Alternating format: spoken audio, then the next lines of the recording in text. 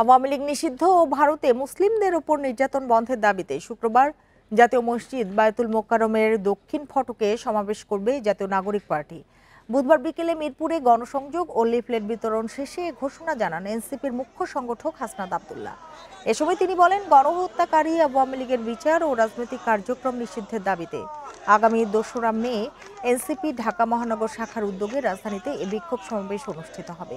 এ উপলক্ষে তৈরি করা প্রচারপত্রে অবৈধ নির্বাচন, শাপলা চত্বরে হত্যাযোগ্য, জুলাই অভ্যুত্থানের সময় চালানো নজিরবিহীন গণহত্যা সহ আওয়ামী লীগের ১৬ বছরের শাসন আমলে ৭টি অপরাধের কথা উল্লেখ করা হয়।